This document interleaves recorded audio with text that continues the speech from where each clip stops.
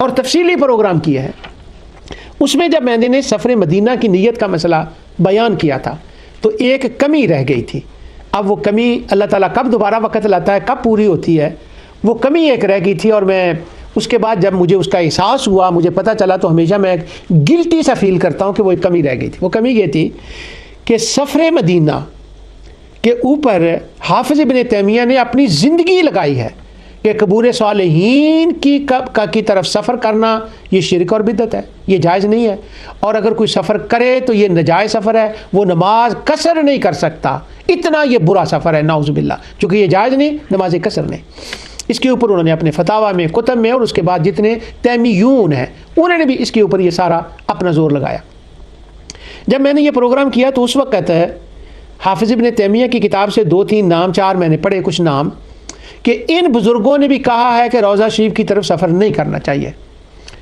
تو ان میں ایک ابن بطہ تھے، ایک امام جوینی تھے، ایک قاضی ایاس تھے، ابن عقیل تھے، اور ایک قاضی حسین اور امام نووی، اور امام مالک کا بھی نام تھا. خیر، جہاں تک تعلق تھا نا قاضی ایاس کا، اس کے تو حوالے میں نے عرض کر دیے تھے کہ قاضی ایاز نے شرح صحیح مسلم میں بھی اور اپنی شفا کے اندر بھی نبی کریم صلی اللہ علیہ وسلم کے روضہ کا بیان کیا ہے. لیکن میں یہ کھل کے نہ بات نہیں کر سکا کہ قاضی ایاز نے کہیں اس کو شرک بدعت نہیں کہا. وہ کھل کے بیان میں کیوں نہیں کر سکا، اس کے بارے میں دوسرا بندہ جس کے بارے میں کھل کے میں بیان نہیں کر سکا تھا وہ ابن بطہ ہے، تیسرے امام الجوینی ہے، اور چوتھے ابن عقیل ہے. اب یہ چاروں بندے جو تھے نا، میں ان کا نہیں بیان کر سکا کہ انہوں نے یہ کہا ہی نہیں ہے یہ جھوٹ ہے.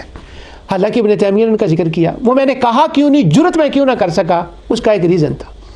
وہ ریزن یہ تھا کہ میں نے ان کی گہرائی میں جانے کی کوشش نہ کی، یہ غلطی تھی.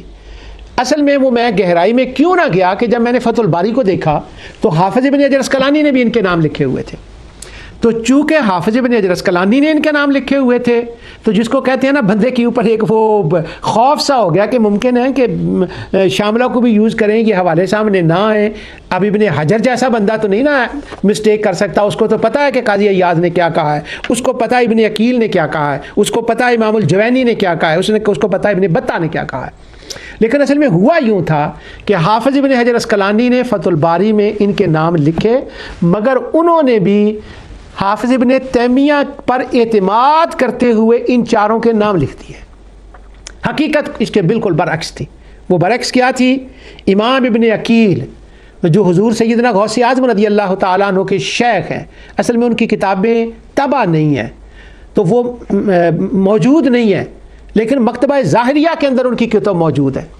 اب اس بات کے بعد ابن عقیل تک ایک رسائی ہوئی ہے کہ ذریعے سے اس وقت اگر میں نے بیان کیا تو پھر وہ بیان کروں گا. رسائی ہوئی.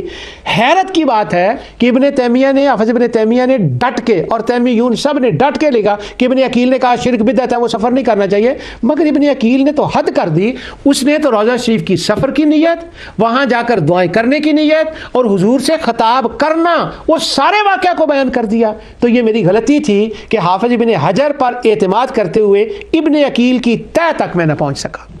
اسی طرح ابن بطہ، اس کی کتاب کا وہ بعد میں دیکھی، اس کا ذکر ہی نہیں سرے سے، اور اس کی کتاب کے حاشیے میں عرب کے لوگوں نے لکھا کہ حافظ ابن تیمیہ نے کہا ہے کہ ابن بطہ کا یہ عقیدہ، یعنی حاشیے میں لوگ لکھ رہے ہیں اور ابن بطہ کو خیال بھی نہیں ہے اس بات کا.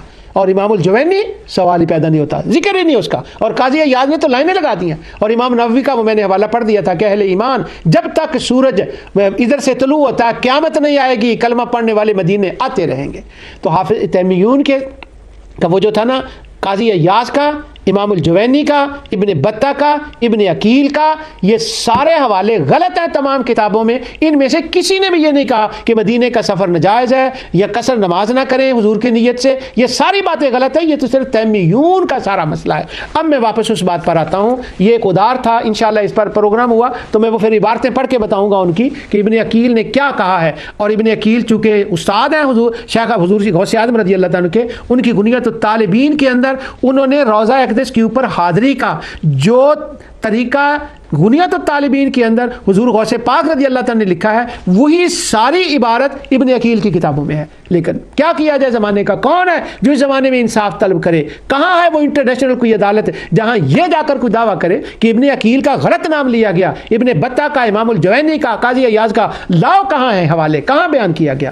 امام سبکی نے شفا و سقام میں اس وقت اتنی بات کی تھی، مجھے شک پڑا تھا، انہوں نے کہا تھا کہ حافظ ابن تیمیہ وہ لاتے کیوں نہیں ہیں سامنے حوالے کے کہاں ہیں؟ لیکن جس کو کہتے ہیں نا ڈٹ کے کھل کے، وہ بات نہیں ہو سکی۔ اب ڈنکی کی چوٹ پہ کہتے ہیں لاؤ حوالے، کہاں ہے سفر مدینہ کے بارے میں ابن بطہ نے اس کتاب میں لکھا ہے کہ روضہ شریف کا سفر نہیں کرنا چاہیے۔